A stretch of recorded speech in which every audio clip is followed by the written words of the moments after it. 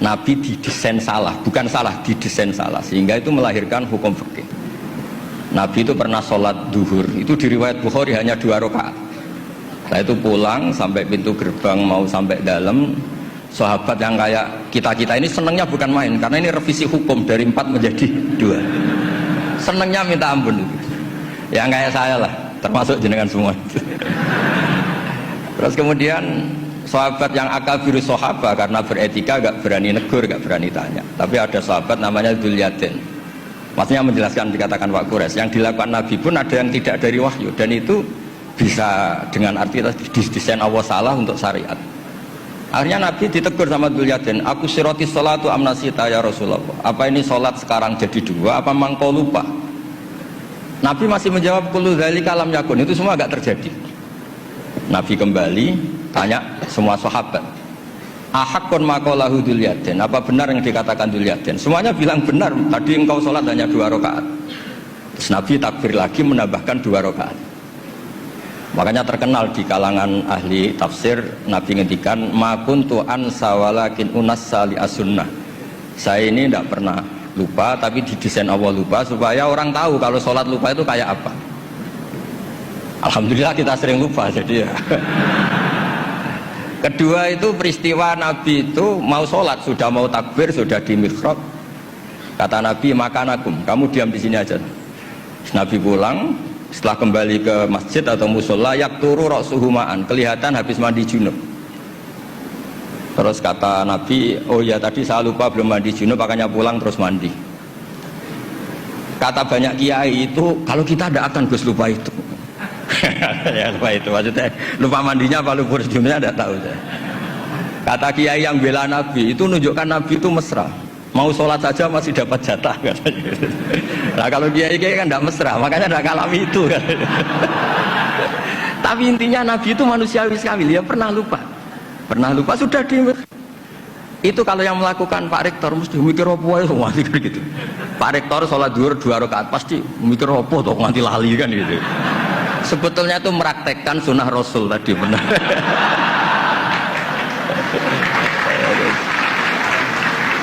Tidak supaya nanti jenengan nggak salah paham yang dikatakan Pak Quraisy tadi. Memang ada peristiwa furu yang seperti itu. Yang terakhir saya beri contoh.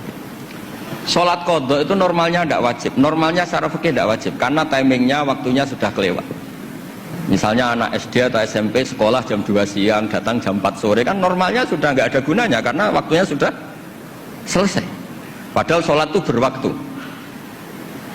Tapi karena Nabi pernah kodok, Nabi itu pernah, dan Nabi itu memang luar biasa. Pas kodok saja didesain nggak salah. Padahal mestinya kodok itu kan gimana gitu. Nabi itu sudah sekitar 3:30 lalu jam 3. Bilang ke Bilal, Bilal saya ini ngantuk mau tidur.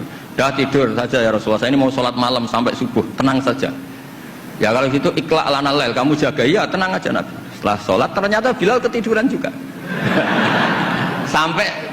sampai sekitar jam 8 kalau 8:30, sampai tidak membangunkan kita kecuali harus samsi, sampai matahari panas. Terus Nabi tanya, Bilal di mana janji kamu? Katanya Bilal, enak, saya juga ngalami apa yang kau alami ya Rasulullah. Akhirnya terus Nabi nyuruh Bilal, walhasil diadakan sholat jamaah. Nah berkahnya Nabi didesain lupa tadi diketahui kalau sholat qadha itu wajib. Andai kan tidak terjadi kesalahan itu, maka qadha itu tidak wajib karena momentumnya sudah kelewat. Jadi itu yang dengan arti itu tadi, ma kuntu ansa walakin unassa li as-sunnah. Saya ini tidak pernah lupa, tapi sering didesain Allah itu lupa. Supaya orang tahu kalau beribadah pas lupa atau ada kesalahan sosial apa, cara benahinya gimana. Terus yang kedua tentang tadi yang diceritakan Pak Quraisy, belum dikasih nama iktifa kalau dalam bahasa Balaghah. Quran itu sering pakai bahasa yang iktifa. Iktifa itu menyebut satu karena yang lainnya sudah diketahui. Atau dinisbatkan pada lawan bicara. Misalnya gini, kalau polisi bilang itu dibunuh oleh orang yang nggak dikenal, dicuri oleh orang yang nggak dikenal. Nggak dikenal itu binisbat kepada siapa? Kepada yang punya rumah kan. Kalau yang nyuruh kan tahu, teman malingnya kan tahu. Sodaqah rahasia, bagi yang dikasih kan tahu. Bilang rahasia binisbat ke siapa? Nah begitu juga Quran sering cerita alladzina yu'minuna bil ghaibi. Semua orang Islam tuh iman sama Nabi Muhammad SAW. Itu tidak gaib, Nabi musyahad, Nabi maujud musyahad. Tapi iktifa bil ghaibi wa bil musyahad. Orang yang enggak kelihatan saja iman, apalagi sama yang kelihatan. Jadi ada lagi wa huwallazi yabda'ul khalqa tsumma yu'idu wa huwa ahwanu alaih. Kalian semua tahu kan langit bumi yang menciptakan saya, maka setelah hancur saya juga menciptakan lagi, dan itu lebih mudah kata Allah. Karena logika manusia adalah mengembalikan materi yang sudah ada lebih mudah ketimbang membuat dari awal. Jadi ada beberapa bahasa yang binisbat lil mukhatab. Sehingga bahasa Quran itu sering pakai misalnya nyun sewu wajadaha takhrub, matahari kamu lihat tenggelam. Allah tidak pernah cerita faidan asyamsu gharibah, matahari tenggelam. Nggak mungkin matahari yang al-jirmul akbar, fisik yang lebih besar tenggelam di bumi yang lebih kecil, nggak ada. Tapi fi nazaril aini, menurut pandangan mata, matahari sekarang sudah tenggelam di gunung itu. Wajadaha takhrub. Nah, di ayat-ayat seperti ini Quran sangat fasih sekali. Misalnya ngendikan watarul jibala tahsabuha jamidata wa hiya tamurru marras sahab. Wajadaha takhrub. Jadi kita mengatakan matahari tenggelam itu binisbat dengan ukuran mata kita melihat matahari tenggelam. Tapi hakikatnya tidak mungkin matahari yang lebih besar ketimbang bumi kemudian tenggelam di bumi. Nah makanya aturan-aturan tafsir yang dikatakan Pak Quraisy itu pilihannya dua. Kamu pura-pura nggak tahu saja sehingga GR jadi ahli tafsir, atau ahli tafsir tugas karena UI butuh pusat studi tafsir terus ada yang daftar terus masuk gitu saja. Itu nggak ada ukurannya. Ukurannya pokoknya kroninya rektor masuk gitu. Kalau ukurannya dites ya mungkin yang lulus saya tok. Kalau dites itu yang lulus saya tok. Ya ini guyon tapi betulan katanya. Jadi apa ya gitu. Jadi memang nah yang tadi yang dikatakan Pak Quraisy memang benar, banyak lafadz ta yang lil wahdah bukan lil jinsian. Memang Baqarah itu lil wahdah bukan lil jinsi. Dan memang di beberapa tafsir termasuk tafsir di Kemenak itu juga masih diberi kata betina. Itu satu-satunya kita bela itu nyari tafsir-tafsir yang kebetulan sejenis. Ada riwayat mengatakan itu unsan, ngintipnya kapan? Tapi memang di bahasa Arab tuh gitu ya.